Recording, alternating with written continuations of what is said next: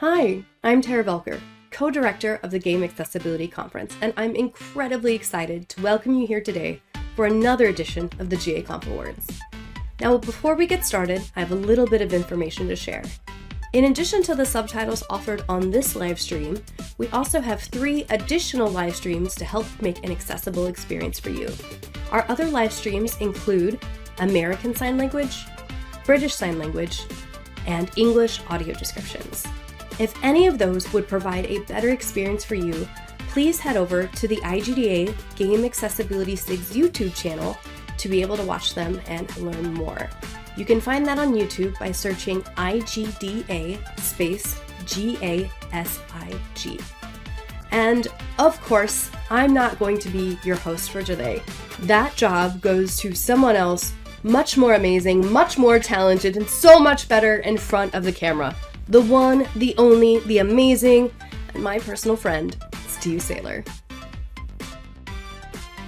Thanks, Tara. Hi, I'm Steve Saylor. I'm an accessibility consultant as well as content creator. I'm sitting in my office amongst a bunch of gaming paraphernalia sitting on different shelves around me. I am a white male with blonde hair, big like black rimmed glasses, wearing a blue suit jacket and black shirt underneath. That's for, if you don't know, that's for blind folks who who are watching this and may not know what's actually going on screen. So if you're watching this on IGN, that's why. We're going to do those. If you never knew what those descriptions were, that's what they're for. Anyway, hi, welcome, and I'm going to be your host for the Game Accessibility Conference Awards for 2025. 2025 was a packed year with all kinds of wins to celebrate, and that's exactly what we're here for today. And not just for the people who work on accessibility that take home the trophies, but all of the finalists are people at absolutely the top of their industry, doing incredible work and changing gaming for the better. But before we get into the show, let's talk, you know, just one-on-one, okay? Oh, hold on a sec. All right, so for those who don't know, I just switched over to a different camera angle. Don't worry, audio described narrators, I'm only going to do this transition once. So, 2025 was an amazing and also heartbreaking year for accessibility. Unfortunately, we've lost folks in the industry that were absolute titans in accessibility. We've also, unfortunately, lost faith in folks in the accessibility community that hopefully now that the dust is settled, that we'll be able to start to grow back that trust in 2026 and beyond. And accessibility has been amazing this past year. It may seem bleak with the political climate that is happening in the industry or just in the world in general, but accessibility work still goes on and still needs to go on. I want to encourage anyone who is watching this who may have either sort of thought that accessibility hasn't been talked about as much or hasn't been trending as much.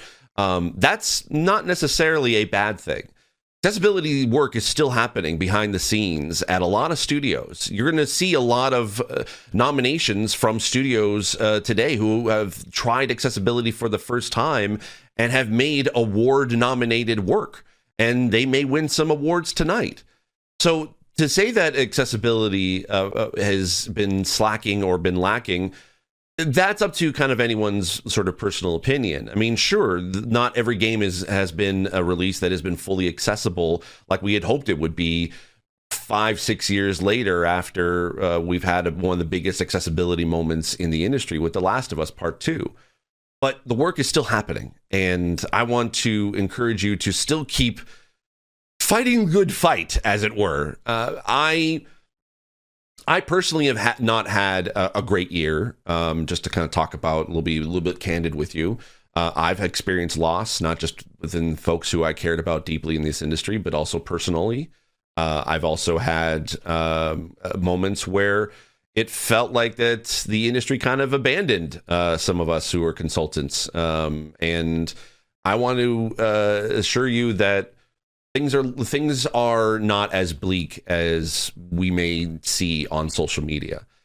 Accessibility, again, is still happening. It's still happening in many amazing ways at video game studios. And if you're watching this and you're at least remotely interested in accessibility, or you are watching this even on IGN and you have no idea what these games that we're going to be talking about today, why they deserve to be winning these awards for accessibility, I encourage you to at least check them out and just be able to even go into the accessibility menu sometime, just to see what's available and what's there. And if you notice that there's a game that doesn't seem to have a lot of accessibility or even accessibility menu, it's okay to talk about it on social media. Even if you don't have a disability, it still counts. Like, that feedback still matters. And that's about being, a good ally for us disabled folks. So if you are out there and you may not think either, A, I don't have a disability that qualifies, or I just don't know enough about accessibility, follow folks that are in this industry. Follow game designers, developers, consultants, content creators, and just everything in between, because we're talking about it. And if you don't know what to talk about, feel free to repost the post from us, because that helps spread our message far and wide. And the more people that can do that, our voices won't be silenced by potential fear of negativity or just negative sentiment, especially with, again, as the world is currently right now. We need you more than ever. And so for those of you who are who are helping and trying to be able to be a good ally for us, or just folks who are still pushing for accessibility internally, if you're the only champion within a game development team that is trying to push for accessibility, I hope this encourages you. Keep going, keep fighting, keep pushing for more accessibility, because your work matters and it helps, and it is so immensely appreciated for those of us who are disabled, because accessibility is human. Accessibility is, and regardless of what you may think about even AI, accessibility is human. And AI may try to be able to add solutions for accessibility. They're just trying to be able to solve accessibility via a technical challenge, whereas accessibility is human, and we need humans to be able to keep making games accessible. And I know it's bleak right now, where a lot of studios are pushing towards AI and laying off people who were previously well employed and had a security as far as their job was concerned, and unfortunately are facing hard times right now. We see you. We want to help you as much as we can, but don't worry. I forgive me for being an optimist, but I think what we're doing is still worth fighting for. So, pardon the little rant or even the little side tangent here and there, but this is just a little personal. It's not scripted, as you can tell, and I just wanted to encourage you. Accessibility is worth fighting for. All right, let's jump back into the awards. All right. Okay. All right. Let's keep going.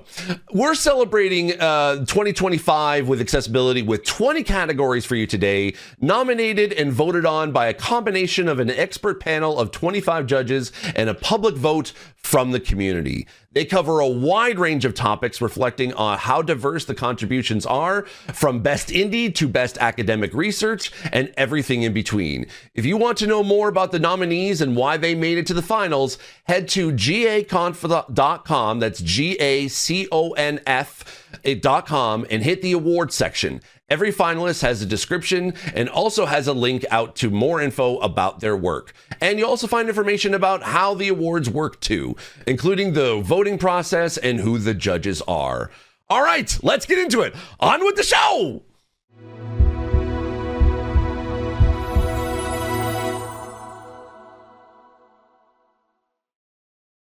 We're going to jump straight into AAA excellence, accessibility in games that have big budgets and big teams.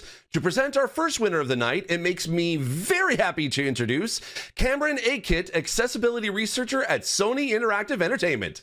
Take it away, Cameron. Thanks, Steve, and hello, everyone. Accessibility in the AAA space takes a lot to bring about. coordination and collaboration across teams that have hundreds or thousands of people spread across different locations, with all kinds of complexities in tech, process, workflow, systems, and so on. It really does take a village. And the impact from it is huge. So it's always fantastic to see AAAs managing to do great things for accessibility. And our finalists are all wonderful examples. And they are Indiana Jones and the Great Circle, Assassin's Creed Shadows, Doom: The Dark Ages, FC 26, and F1 25. And the winner of the 2025 GAConf Award for AAA Excellence goes to FC 26. FC 26 has turned accessibility in PvP games on its head by allowing all new customizable gameplay high contrast modes to be used in any game mode. But that's just the start. They also have a wide range of other incredible features, from customizable UI to menu narration, configurable player indicator size to 1 and 2 button modes. A wide range of super customizable assists include things from dribbling to goalkeeper behavior too. They even showcased accessibility functionality directly in the game's main reveal trailer. And on top of this, the game has a yearly release cycle, so to achieve all of this is such an incredible achievement in the timescale. So a huge congratulations to every one of the people who managed to make this a reality. It is very well deserved and well done. Congrats to FC26. I love it. I love seeing this game in the winning in this category. There's something else that I think is worth highlighting too. The lead studios on those games were Machine Games, Ubisoft Quebec, id Software, EA Vancouver, and Codemasters. I think that's the first time that any of those studios have been finalists at the GAConf Awards, which I think says something pretty great about the trajectory that the industry is on. So huge congrats again to all of the many, many people involved in all of those games. And of course to the FC team, from the high contrast in PvP to accessibility in the reveal trailer. More of that, please. Yes, yes, yes. I hope your work goes on to influence many, many others.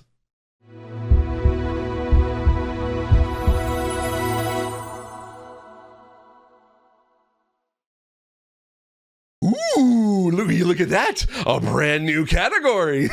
We're at the point now that we have just so many great efforts that it was getting really hard to narrow down finalists for these broad categories. There's just so much great work that deserves recognition. So we separated out AA now to recognize accessibility in games with medium budgets and team sizes around 15 to about 50 people, maybe with the support from a big publisher. To announce this award, I'd like to welcome back one of last year's winners, Remy Bouton of Ubisoft, and more specifically, the fabulous Prince of Persia: The Lost Crown. Take it away, Remy! Thank you, Steve, and thank you for having me. AA accessibility is an interesting middle ground, especially if you are a small team in a big company. You have the support of central resources and are able to take on some ambitious goals. You are small enough that you have good communication and everyone can take ownership, but you still have very strict limits on time, scope, and budget. It's an environment of intense pressures, but it can lead to great things, as the finalists are all proof of. The finalists are Abiotic Factor, Atomfall, The Rogue Prince of Persia, and South of Midnight. And the winner is Atomfall. Atomfall achieved a great deal.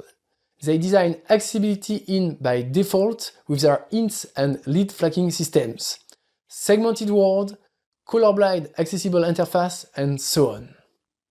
They offer a lot of flexibility for different needs too, from configurable subtitle presentation to a range of assists, high contrast mode to an interface that can be scalable to a very large size, and even audio-based first-person shooting.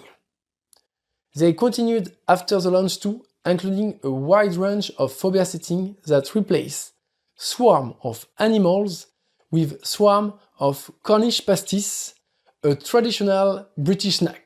So if you ever wanted to be chased by hordes of baked goods, this is a game for you. Altogether, it's a great achievement. Congratulations.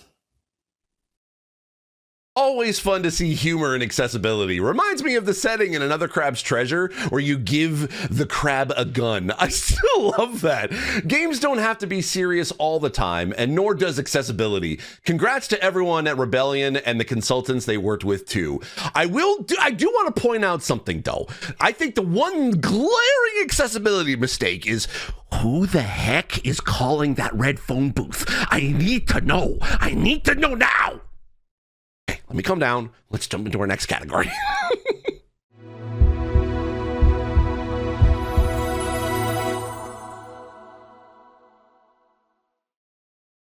Next up, we're heading over to indies. People often assume that accessibility is tied directly to how much time and money you have, but that isn't the case at all. For as long as game accessibility has been around, indies have been at the forefront each and every time. To announce this award, I'd like to welcome a wonderful advocate and consultant and friend, Elizabeth Silverson, aka Aravia. Take it away, friend. Thank you so much, Steve, and thanks for having me back this year. The Indie Excellent category is for games made by small teams with small budgets. Working as an indie developer means making the most out of the agility, freedom, and direct relationship you have with your players. This year's finalists are great examples on how to use those to deliver a great experience to as many players as possible. And they are The Art of Fauna, Trash Goblin, Squeak Cross, Peak, and An Unplayable Game. And the winner is The Art of Fauna. Huge congratulations to Clemens Strasser. His games over the past 10 years has always had a strong focus on accessibility. In fact, when coming up with the concept, his first two questions are, is it fun and can it be made accessible? And he scraps any idea where he can't answer yes to both. The Art of Fauna continues this. It's a virtual puzzle game that is fully blind accessible. It is also compatible with accessibility switches, has options for simplified languages, fonts, color schemes, and choices between matching images or text, and also a set of content filters for types of animals that might trigger phobias. You deserve the recognition, Clemens. Well done. And by a solo developer too. It's a great example of what even the smallest indies can do. And you can't get any smaller by a single dev. And a lesson for everyone too. Think about accessibility from the very start, and I think this is the first time we've had a mobile game win in this category too. You love to see it. Ha ha!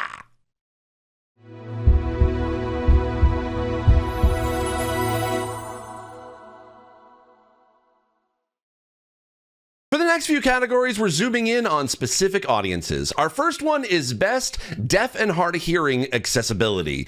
To announce the winner, we're welcoming back our good friend, Morgan Baker, Accessibility Development Director at EA. Take it away, Morgan. Hello, and thanks, Steve. It's great to be back. In the past, we've seen more and more studios pushing beyond basics to ensure deaf and hard of hearing players have equitable experiences, often resulting in better experiences for everyone. The 5 finalists are Assassin's Creed Shadows, Indiana Jones and the Great Circle, Ghost of Yotai, Doom the Dark Ages, and Abiotic Factor. And this year's award for Best Deaf and Hard of Hearing Accessibility goes to Assassin's Creed Shadows. Congratulations! This category had a really strong showing this year, with all the finalists prioritizing deaf and hard of hearing accessibility. Shadow's work ranged from detailed volume sliders to focus mix that prioritizes important gameplay sounds, as well as threat visualization, visual and haptic combat cues, and full conversation logs. And, of course, we have subtitles for speech, captions for sounds, which Ubisoft actually thrives in doing this, but they upped it this year in Shadows, where we saw highly configurable presentation, including like spacing and colors, as well as separate toggle for non-verbal dialogue sounds, extra indicators to communicate emotion and tone, and that's something we very rarely see in games today. So great work to everyone in Quebec and Kiev and anyone else who contributed to this wonderful win. Congratulations to you all. Well said. It's a great example of how to keep pushing the bar and actually a good illustration of how designing for hearing loss benefits other audiences too. Ha! Congrats, AC! Love it!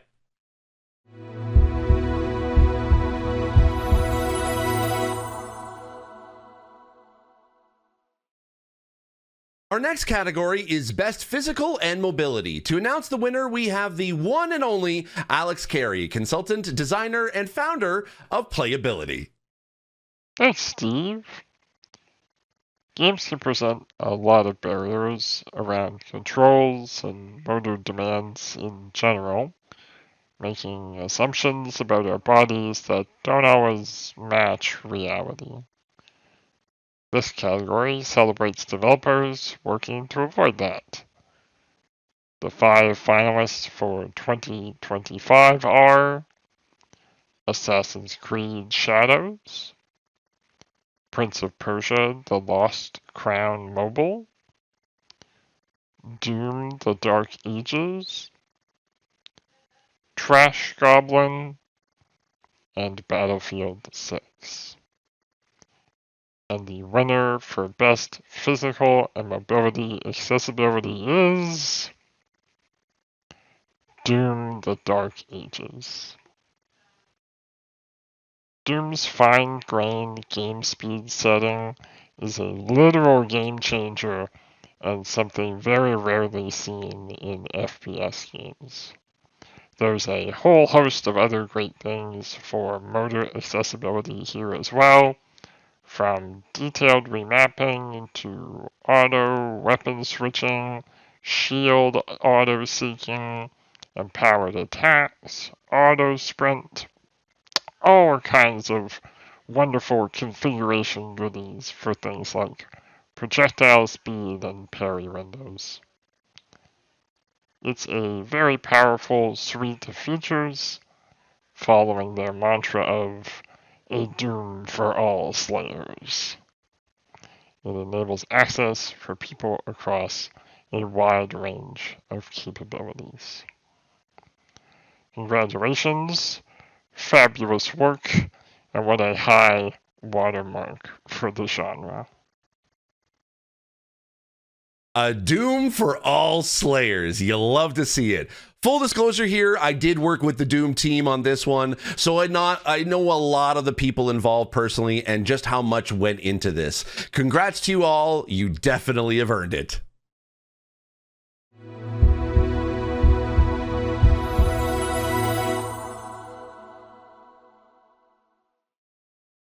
The next category is Best Blind and Low Vision Accessibility. Something I'm personally,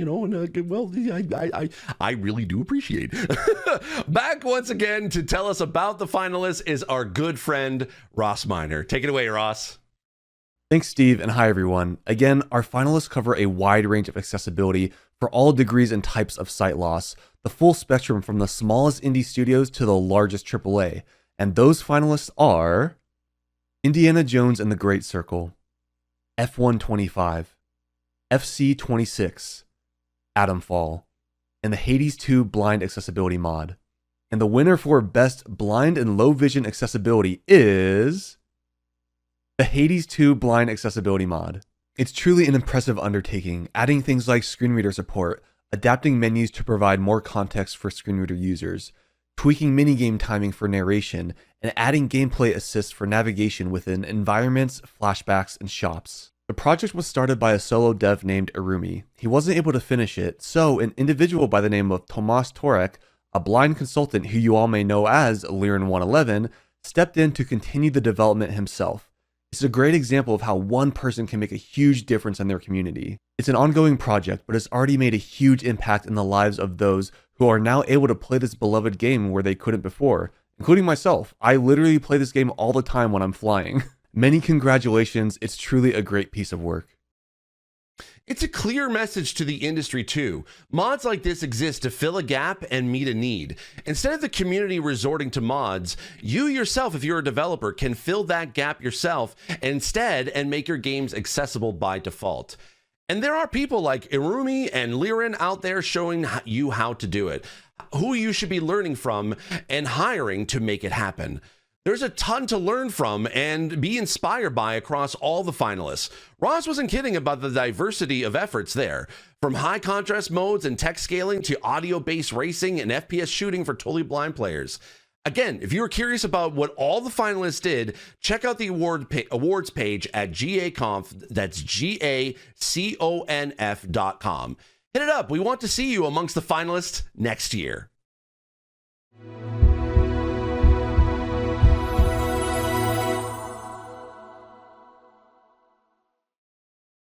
Next up, we have Best Cognitive Accessibility. Our presenter for this is the fabulous Shell Little.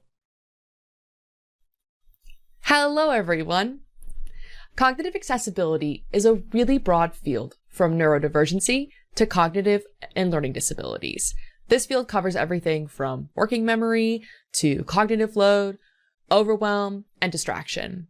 Because of its scope, it can sometimes feel intimidating, but at the end of the day, cognitive accessibility is just good design that benefits all players, as we can see with our finalists, which are Squeakross, Atomfall, Assassin's Creed Shadows, The Rogue Prince of Persia, and Doom: The Dark Ages.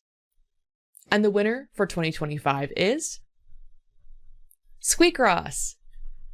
Squeakross is a nonogram game like Picross. Nanograms are numerical logic puzzles, which present all kinds of cognitive barriers, from math to memory to complex logic problem solving. Traditionally, not a very accessible type of game at all, but Albloom turned that on its head by questioning all of the usual genre conventions, adding things like the ability to show all logical possibilities for a line, next step indications, immediately flagging mistakes, auto counting while dragging, no timers or mistake penalties, and a whole lot more.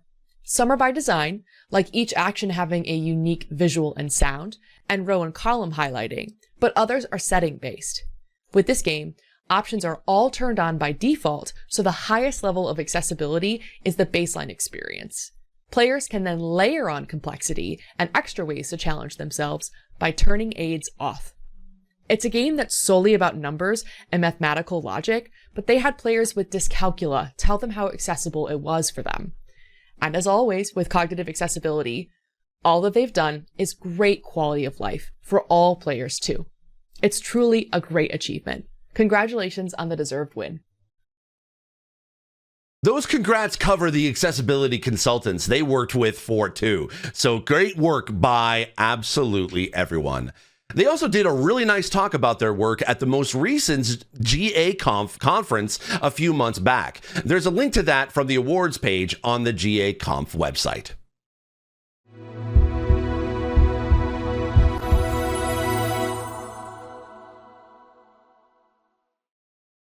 The next category is for Best Mental Health Accessibility. For this, we're welcoming back a familiar face, Dr. Rachel Cowart.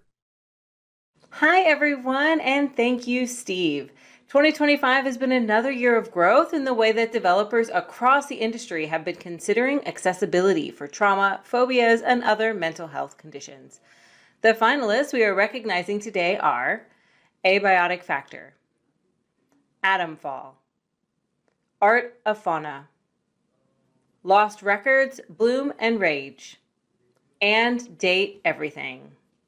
And the winner for 2025 is Abiotic Factor. Abiotic Factor takes a range of phobias into account, including settings for emetophobia, which is the fear of vomiting, trypanophobia, the intense fear of needles and medical procedures, and arachnophobia. Spiders. It's always spiders. Abiotic Factor isn't the first game to consider mesophobia, but the implementation is unique, with a range of sliders for different classes of triggering sound, pairing that together with directly cutting sounds from the audio files where they occurred during dialogue. Both the solution and the process show great commitment, and it's wonderful to see something that was founded in such detailed research. You're speaking to me now. Congratulations and well-deserved. Absolutely stunning, great, amazing, and all the other adjectives in between. Great work. And they've had feedback from players with everything from tinnitus, migraines, and autism saying the settings help them too. As always, when designing for one, you solve for many. Congrats again to Kate and everyone else at Deep Field Games. And with that, our first set of awards is complete. So we're going to take a short break. See you in a few minutes. Introducing accessibility features. Whether you want your watch on your left or right hand, you can choose what suits you. And whether you play this game seated or standing up, we can accommodate for your needs. And we also have a variety of locomotion controls, so you can customize how you like to crouch, move, and turn. And if you find that some of these rooms are a bit busy or there's too much going on, you can turn on goal highlighting, helping you find and locate the objective. And sometimes, when the enemy attacks, it can be too fast or a little bit too much at once. But we allow you to slow down time, giving you the extra moments to dip, dodge, duck, and dive. And finally, for those with limited mobility, we've added the option to extend your reach. Unseen Diplomacy 2. It's out on early access now! There's a lot of innovation relative to game accessibility, but at the moment it can be hard to figure out if the game's accessibility features are compatible with my needs. There are currently a number of labeling and tagging systems in the marketplace. The Accessible Games Initiative seeks to simplify the use of tags for as many games as possible to help players understand what to expect. An incredible example of what happens when companies come together for the greater good. For more than 10 years, Play Research has supported game developers to build accessible and approachable experiences. Hundreds of games reaching billions of players, and we're ready to do even more. To make games accessible, helping teams deliberately design their games to include their disabled players. To learn more about any of these services, please reach out to accessibility@playresearch.com.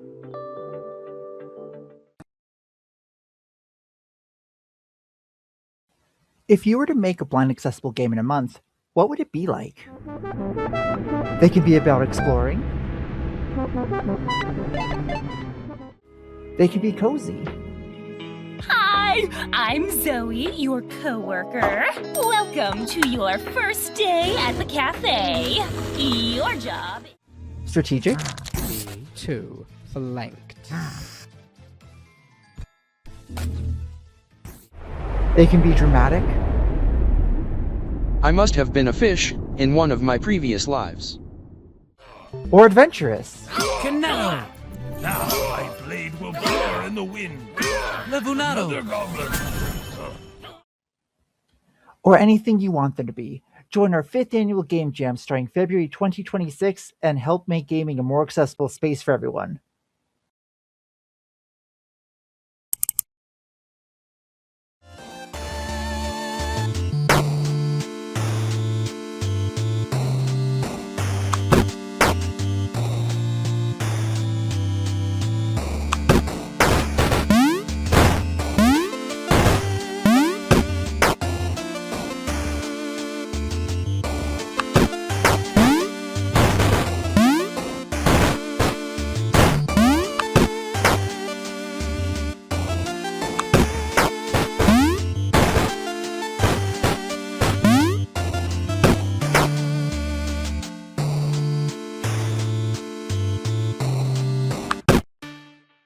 Hello and welcome back. I hope you were able to hydrate during the break. This is water, not an adult beverage. Okay. Before we carry on with the next set of awards, excuse me, a quick reminder for anyone just joining us that we have Captions, audio description, and both BSL and ASL available. I can't wait to see how that gets translated into audio description and ASL. Info on that is in the description below.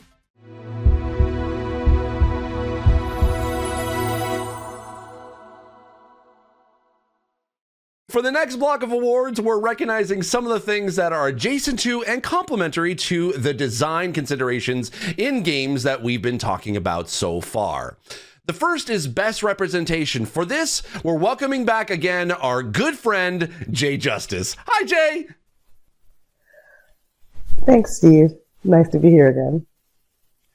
This year's finalists cover a wide range of representation, from renderings of assistive tech through to lived experience of adjusting to limb loss and in-game characters being modeled on and acted by disabled people. Those finalists are Axel in Stumble Guys, Hazard in Overwatch, Angelina Bruno in Just Dance 2026, Jan Miner in The Alters, and Daniel in Wildwood Down. This year's winner of Best Representation is Angelina Bruno in Just Dance 2026. Angelina is a professional dancer with limb loss who is represented as a coach in Just Dance 2026. Her work for the game was accompanied by a great behind-the-scenes video, which is powerful representation in itself. As Angelina herself said, the message was really about identification, so someone who looks like me could say, it's not impossible for me to dance. Role models and representation in media is vitally important, and this is a great example. Congratulations to Angelina and the team at Ubisoft Paris.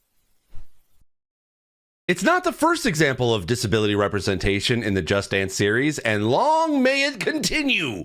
Congrats again.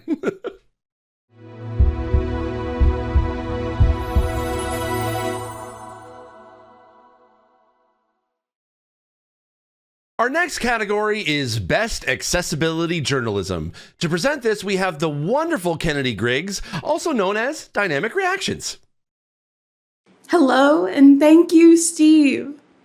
Whether it's signal boosting lived experiences and elevating marginalized voices, giving insight into development, sharing good practices, or exploring disability culture, journalism plays a vital role in the field of accessibility, and it's improving year after year. Our finalists for Best Journalism 2025 are How a Small Team is Helping to Move Accessibility Forward, One Thumbstick at a Time, by Vivek Gohil. Former employees, community members, allege Able Gamers founder fostered abuse behind closed doors, by Grant Stoner. Democratizing Horror, How Megacat Studios Brought Accessibility to Five Nights at Freddy's, by Madison Petrick. Diablo 4, Second Anniversary Interview with Drew McRoy, by Antonio Martinez. And Don't Call Your Video Game Accessible for Everyone, by Laura Kate Dale. And this year's winner is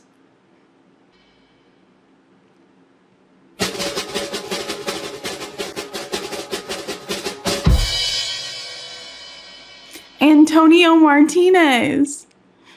Congratulations. This was a wonderful interview with Drew McCoy, offering a deep look behind the curtain at accessibility in Diablo 4 at launch and over the 2 subsequent years and on into the future. It combines a personable conversational style with a thorough attention to detail and extensive knowledge of the subject matter that is a hallmark of Antonio's work. Combined with Drew's openness, it leads to a fantastic piece of work stacked full of valuable insights for both players and developers alike. It's a great read and a great resource. Congratulations to Antonio and, of course, to Drew as well. Back to you, Steve. Heck yeah! Yes! This is Antonio's first time winning this category, and well deserved. But it was a great year for journalism, so please do go and read all the finalist articles. They're all wonderful and all greatly benefit the community in their own ways. As always, you can find all the links in the awards section on GAConf.com. That's GAConf.com. Please support independent media outlets in the gaming space. We need them now more than ever, especially those who talk about accessibility at those outlets. There you go.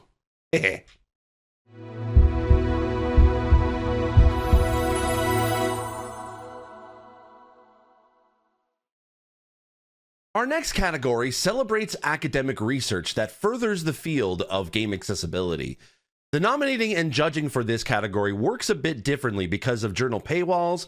So again, if you'd like to know more about that or anything else about how the awards work, there's info at GAConf.com. That's GAConf.com at the bottom of the awards page. To present this award, I'm very happy to introduce Dr. Catherine Girling, Professor of HCI and Accessibility at Karlsruhe Institute of Technology. Apologize if I got any of that pronunciation wrong. I'm sorry. Blind moment. Thank you, Steve. It's wonderful to be here for another year of celebrating academic research on game accessibility. And this year's finalists are all great contributions to the ever-growing body of knowledge, and the papers are: how users who are blind or low vision play mobile games, perceptions, challenges, and strategies. Punch Pulse, a physically demanding virtual reality boxing game designed with, for, and by blind and low vision players. Designing and evaluating a VR boxing experience with blind people. Inclusive avatar guidelines for people with disabilities, supporting disability representation in social virtual reality.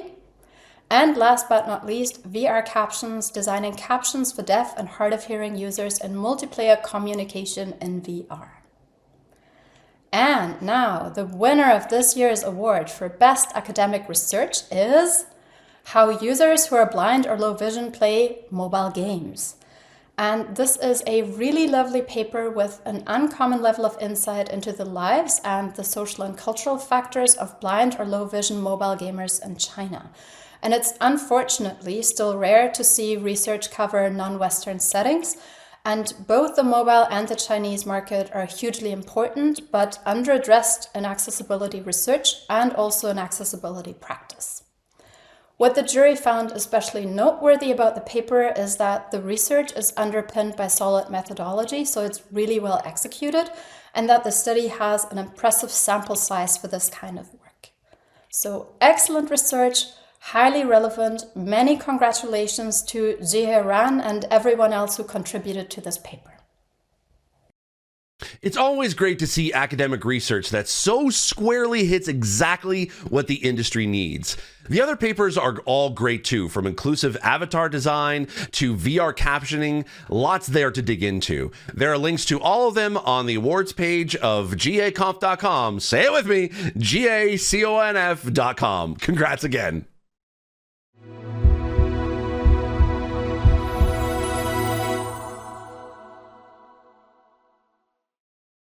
The next category is for assistive tech accessibility that comes from hardware or software outside the games themselves. To present the winner, we have someone who knows all about that, Tyler Fenty from Makers Making Change. Take it away, Tyler. Thanks, Steve. Through our work, we see a lot of people's innovative and creative problem solving, and the tremendous impact it can make to a player's experiences and lives. The finalists all did a fantastic job of that, and they are the Xbox Adaptive Joystick, the Steam Deck Accessibility Update, the PlayStation 5 Audio Focus, the Nintendo Switch 2, and the BioWave Proteus Builder. And the winner is the BioWave Proteus Builder. It's an elegant and economic addition to the range. The way that it combines with the ergonomic shell to form a desktop device in the vein of the Razer Tartarus is really inspired. And with both left-hand and universal variants, something that's seen far too rarely. Great work from the BioWave team. Congratulations. Heck yeah! 2 years in a row for BioWave. Can they make it a three-peat next year? Only one way to find out. Make sure to tune in next year for GAConf Awards 2026. Either way, congrats again to Brandon and the rest of the team on the win.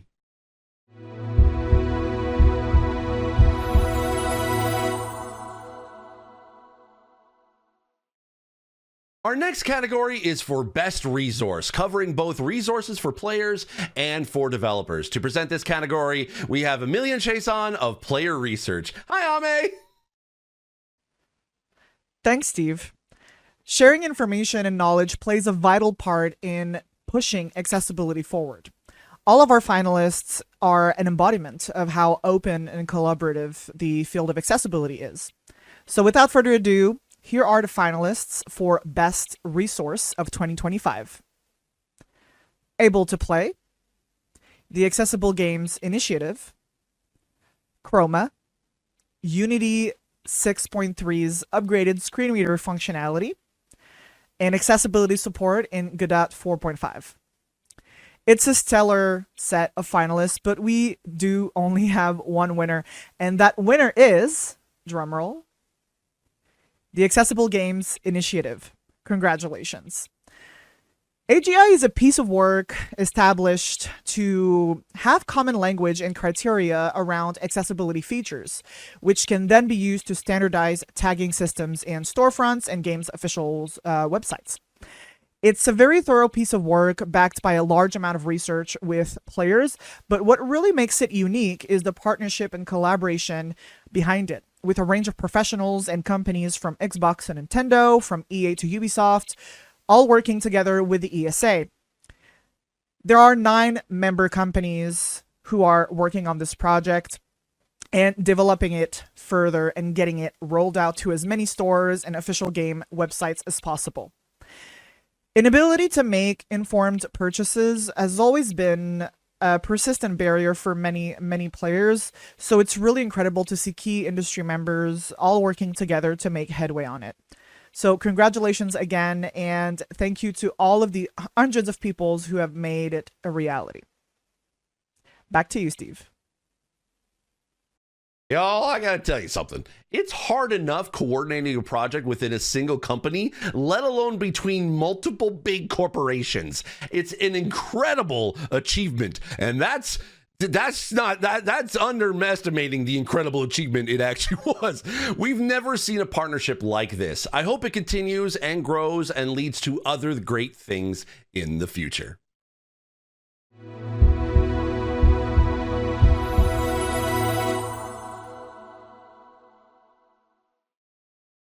The next category is for Best Comms and Marketing. And to present this award, we're welcoming back Vanessa Brassfield, also known as Pleasantly Twisted.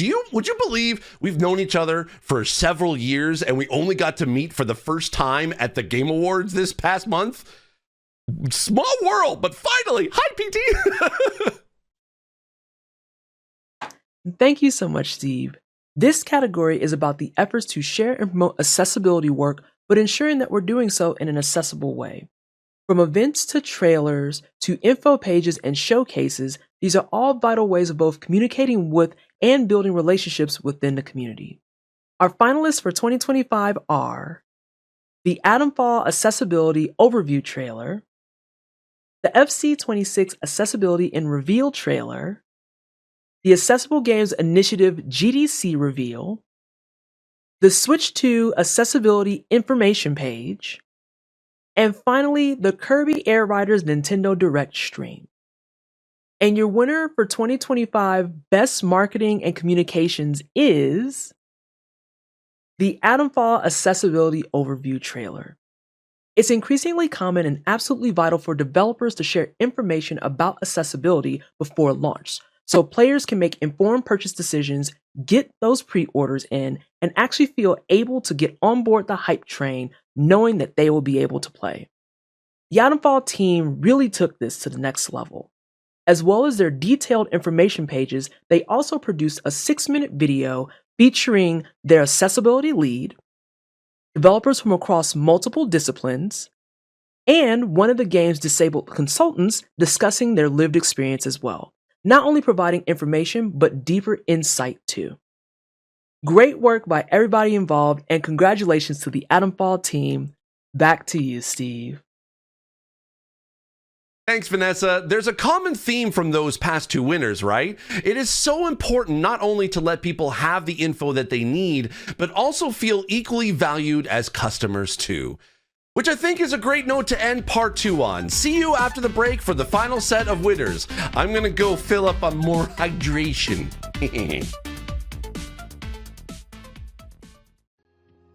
Hi, I'm Tyler Fenty, Accessible Gaming Lead with Makers Making Change, a program of the Neil Squire Society. We run Canada's largest accessible gaming program, focused on removing barriers so more people can play.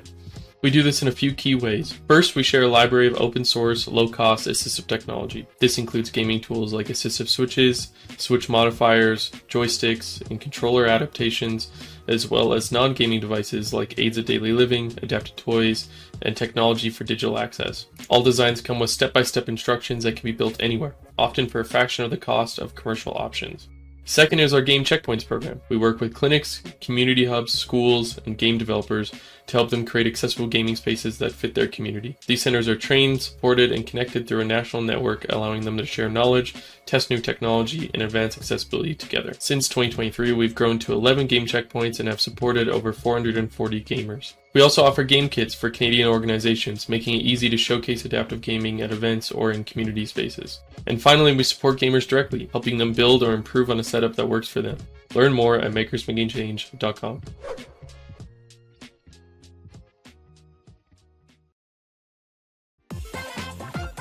Bits and Bops is a collection of original rhythm minigames. Filled with catchy music, snappy gameplay, and gorgeous hand-drawn animation, Bits and Bops is sure to brighten your day.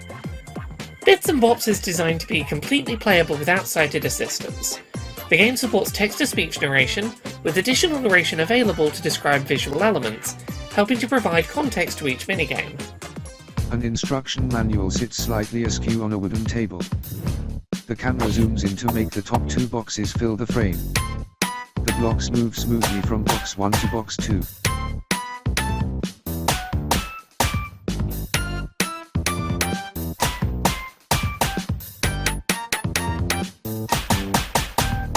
Bits and Bops features more than 20 rhythm minigames, and, with their custom game engine, you can rely on lightning-fast response times as you bop along to the beat.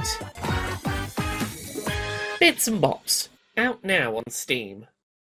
Find accessible games that meet your needs on Able to Play. Your personal score shows how well a game supports your needs. Your score for every game is unique, just like you. We've also heard from gamers that it's tough to find creators who make accessible content. So we built the new Discover Creators area, where you can find creators with their bios, links, accessibility tags, and how their games rank with your personal score.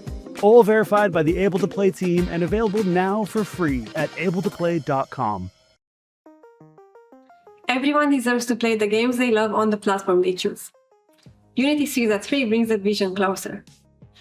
Native scalar support now covers Windows and macOS, expanding what we started with mobile in Unity 6.0. With one API across 4 platforms, it is now easier than ever to support screen readers. The API works with any UI framework. It is enabled in every new project, and you'll find it in the package manager for existing projects. The next part is yours. Use Unity's accessibility APIs and design the accessible experience your game needs. For millions, games remain inaccessible. Let's change it together. Le message, c'était vraiment l'identification. Quelqu'un qui me ressemble puisse se dire « Ah ben ça m'empêche pas de danser ». Je pense qu'inclure de plus en plus dans les maps et dans les jeux vidéo, c'est juste une évidence. Pouvoir se caler à la réalité et pouvoir être en adéquation avec ce qui se passe autour de nous. Et puis ça permet aux personnes qui nous ressemblent d'avoir ces symboles et ces représentations. Donc c'est double positif pour moi. Je pense que le jeu vidéo est vraiment une grande porte ouverte à tous les âges. Et c'est ça qui est génial, c'est familial, c'est aussi beaucoup pour les enfants, donc c'est quand même la jeune génération, celle qui s'habitue, plus elle va voir, plus elle s'habitue. Et j'espère que les joueurs vont kiffer la map Kittypo. Et j'ai trop hâte de voir les réactions, de voir les commentaires. Et j'espère qu'ils y mettront beaucoup de joie. Just Dance 2026 edition, available now.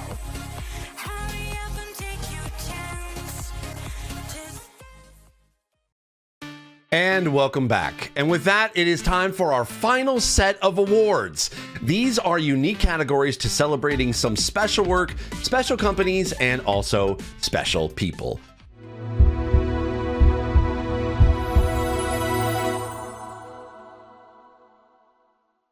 Our first is about improvement. Gaming takes steps to upgrade accessibility after launch. To best present this category, we're delighted to welcome back our friend and yours, Sightless Combat. Thank you so much for the welcome, Steve, and hello everyone! It's great to be back for another year of the GAConf Awards. As Steve said, this award is all about incremental progress, building on what existed before through patches, remasters, remakes, or mods. And the finalists for this year have all done a tremendous job of this. They are Sea of Thieves, Prince of Persia: The Lost Crown Mobile, Star Wars Outlaws, Roblox, and the Hades 2 Blind Accessibility mod. Now, without further ado, the winner for Most Improved this year is the Hades 2 Blind Accessibility mod. You've heard a bit about how this mod works already tonight, with its combination of screen reader access, optimizations, and navigational assists. However, where this project really stands out is the way it opens up a game and a genre to an audience who were previously excluded. And believe me when I say, we are all craving this kind of agency and inclusion. Even just personally, I have poured over 100 hours into Hades 2 as a direct result of this mod's existence. And I've had so much fun being able to enjoy an acclaimed game that would otherwise be off limits to me. The fact that this mod was taken through to release by someone who is totally blind is a perfect illustration, not just that blind gamers are out there and want to spend our money on your games, but we want to work with you to help you to enable that. So many congratulations to Irumi, and especially to Lirin, aka Tomas. I know how long you have been fighting for accessibility, and you absolutely deserve this recognition. Congratulations to everybody involved on this one, and it is a fantastic achievement. Well said, bud. As always, nothing about us without us, right? Congrats again on your second win of the night.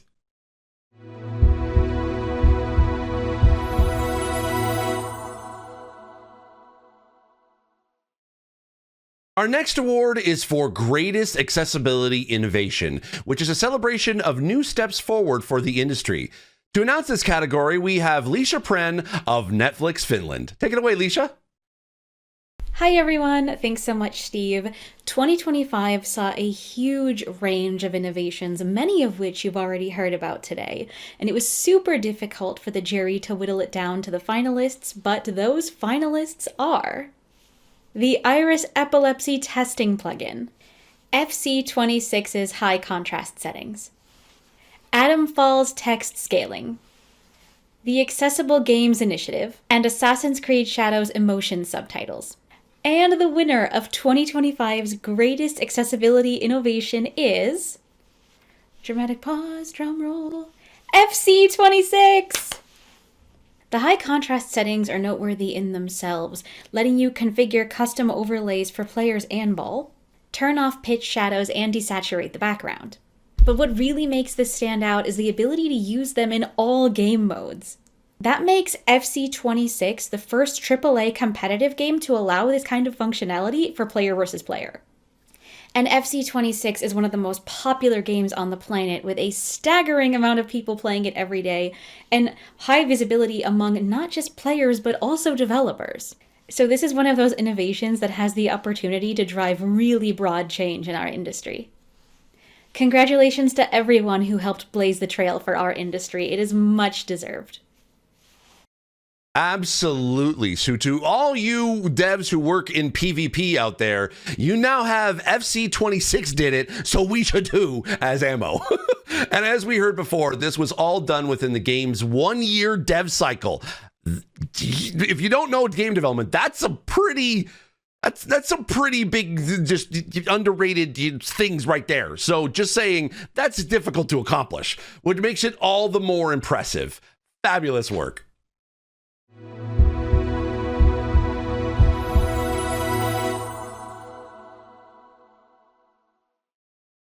Our next categories are ones that are always closely contested. The first is Most Dedicated Publisher. To present this, we're joined by Daniela Decker, Executive Director of the Accessible Games Initiative at the Entertainment Software Association. Take it away, Daniela. Hello, and thank you, Steve. Through my work on the Accessible Games Initiative, I've had the pleasure of getting to know some of the many people spearheading accessibility at the publishing companies in our industry. Driving change across large organizations is a tremendous feat that really does take a village. The work of all of our finalists over the past year has truly been impressive and remarkable. And those 5 finalists are Electronic Arts, Ubisoft, Xbox, Bethesda, and PlayStation. And the winner is Electronic Arts. Today, it has been a spectacular year of recognition for EA. You've heard a lot about FC26 already today, and they've achieved so many great things across the rest of their portfolio too. From Split Fiction to F1 25, from College Football 26 to Battlefield 6. And it didn't stop just at games either. From their work as part of the Accessible Games Initiative to the expansion of their patent pledge, and to the release of the free Iris photosensitivity plugin for Unreal Engine. Many, many congratulations to the people across the company who put so much work into making all of these things possible. And of course, congratulations once again to Morgan Baker and her tremendous team. Luke, Roberto, and Andrew, congratulations to you all, and once again, go EA. Ubisoft had a great couple of years at the top of this category, but I know David over at Ubi will be feeling very pleased for EA right now. With 11 nominations across 7 categories, 2025 really was EA's year. It's wonderful to see. Congrats again.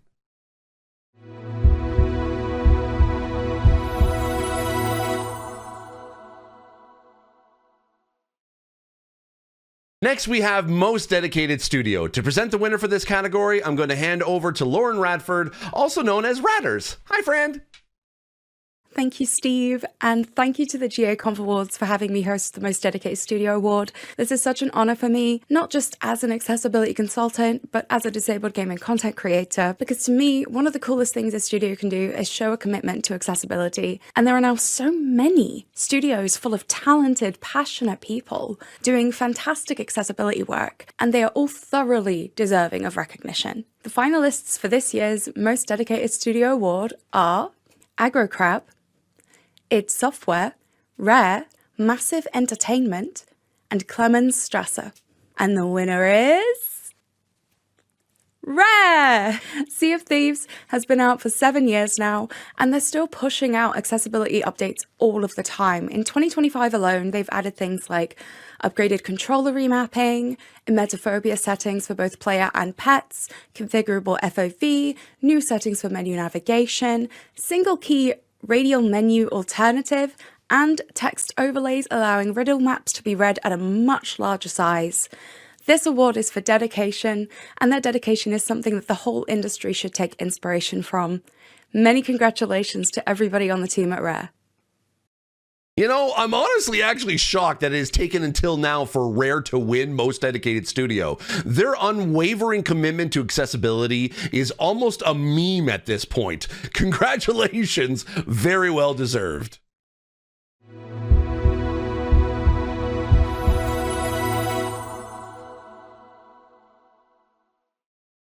All right, y'all, hang in there. We've got 2 more awards for the show, and this one recognizes special individuals. The first is the MVP Award for Unsung Heroes.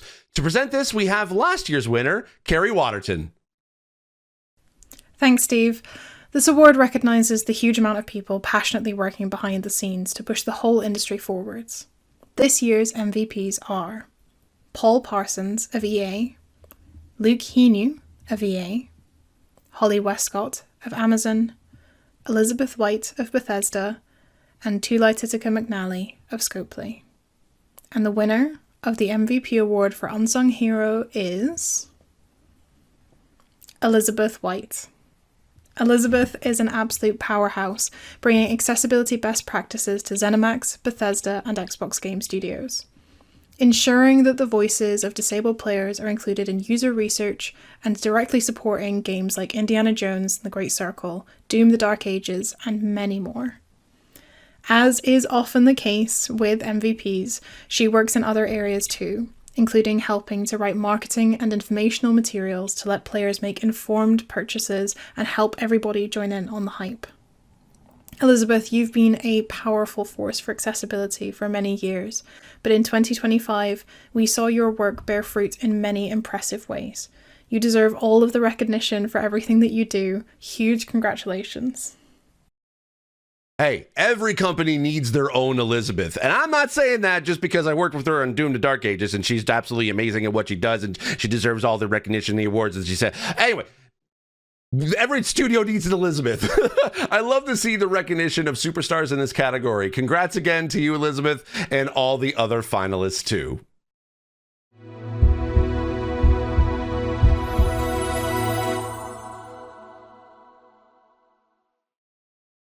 And now it's time for today's final award, the Advocacy Award, recognizing a person who has been using their voice to drive change across the industry. To announce our final winner, we have someone who needs no introduction, but I'll introduce him anyway, the one and only David Tisserand, Director of Accessibility at Ubisoft. Thank you, Steve. It's a pleasure to be back today, and particularly to be announcing this category. We can see from everything that we've heard today that accessibility is still spreading and advancing a great deal. And a big reason for that is advocacy. Advocacy is the reason why we even have a game accessibility field to begin with, and a big part of how and why we're still making progress. The finalists today are all wonderful advocates, passionate people who push and inspire us all across the industry to keep doing better. And those finalists are Elizabeth Sivertsen, also known as Arivia, Laura Keddell, Jesse Anderson, aka Illegally Cited, Antonio Martinez, and Rodrigo Sanchez. So, who is the final winner of today's ceremony? It makes me very happy to announce that the 2025 Advocacy Award winner is, drumroll at home, Arivia. Congratulations, Arivia. I know it's been an amazing year for you with public speaking, running both conference and in-studio accessibility workshops, frequent content creation, including the Control Alt Access show you're running with Laura, advocating on the Norwegian Film Institute's Game Culture Group, building accessibility reference resources, consulting on games, and even presenting one of the winners today at the GAConf Awards. So Arivia is never shy about calling out things that need to be called out, but also celebrating what needs to be celebrated. And it's always done in the clever, funny, and engaging style that underpins all her content creation. Elizabeth, despite the fact that we will no longer get to see your Leonardo DiCaprio cosplay, I know there will be many people cheering for you right now. You're a wonderful and much-loved pillar of the game accessibility community, and it has been a joy to see you bouncing back so thoroughly from hard times. Congratulations, Arivia, from the bottom of my heart. You deserve this win. Back to you, Steve. Honestly, what more can I say? David nailed it. Elizabeth, you are an abso-freaking-lutely worthy winner. We all hope that 2026 treats you as well as 2025 did. And to everyone watching, the finalists are all absolutely fantastic. I use that word, abso-freaking-lutely fantastic. I'll use that word again. If you aren't already following them, then throwing a follow is an easy way to give your social media a big upgrade. Congrats again to you, Elizabeth, and to all our other winners and finalists too across all the categories. We love and appreciate all of you. That was our final category, and what a great year. So much fantastic work to be inspired by and learn from. Accessibility can be a tough gig at times, like I said at the beginning, so it's always great to be able to see a collection like this showing how much is being done across the industry and including a whole bunch of who haven't previously won too, which is a great sign of the way things are heading. I want to thank the GAConf for allowing me to be able to host this award show once again. For those who don't know me, I'm Steve Saylor. You can be able to follow me at Steve Saylor on pretty much all socials everywhere, and I would love it to be able to chat more and, you know, talk about more accessibility. And now back over to Tara for some closing words. Take it away, Tara. Thank you so much, Steve. I love having you host this event, and I think it's a fantastic way to start the year and get people more excited about game accessibility. Now, some of you are probably pumped and jazzed and ready for the next GAConf event. Well, we'll have more news coming soon, but a few things I can share. Our next one will be our UK edition this upcoming April, but we are making some changes. This one will be fully online, but that means it's completely free for you to attend. Now, if you're still going to look for an in-person fix, don't worry. We are looking to have an in-person meetup at Develop in Brighton this summer. More details to come later.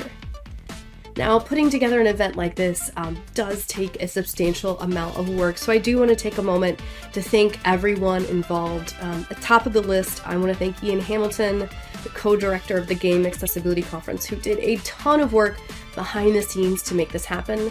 I want to thank all of our vendors who helped make this an accessible event by offering ASL, BSL, captions, and audio description. I want to thank all of the presenters and jurors who took time to contribute to this, and I want to thank you, the viewers, right now for watching this, because it means so much that you're here. And I actually do want to take a moment to thank those who financially contribute and make this possible. So, for those who don't know, the Game Accessibility Conference is only able to be put on because of our sponsors.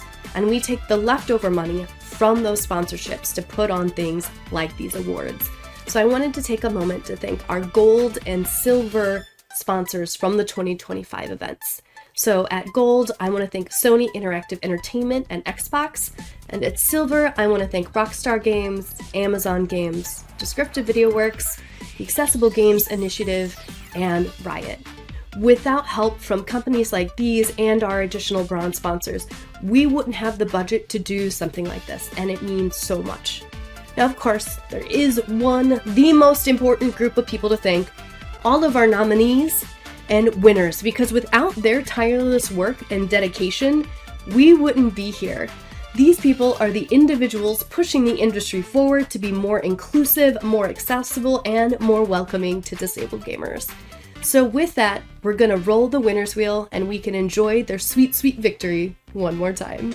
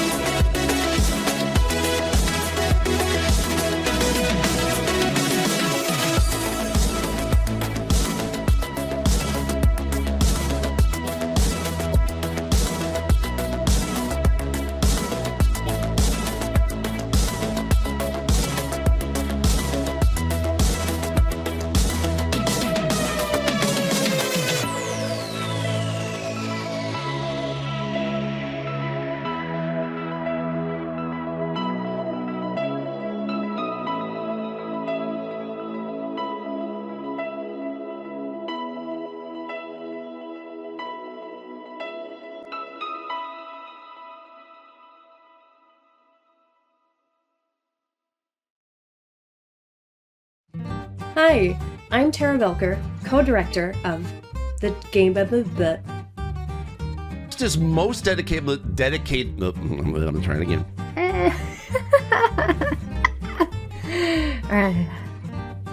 These are numerical logic puzzles, which present all kinds of cognitive barriers from maths, Ian Hamilton, maths, not British, math. Got a Time by Vivek Gohill. Vivek Gohill. I'm gonna do another one. It's only 7:50. We're fine. Don't worry, we're looking on. We're making beats for points on bitch. And there are people like Emery. Damn it! Try that again. Abiotic Factor takes a range of phobias into account, including settings for emetophobia, trypanophobia, and arachnophobia. I think they gave me this category thinking I'd be able to pronounce those correctly, and I'm sorry, I tried.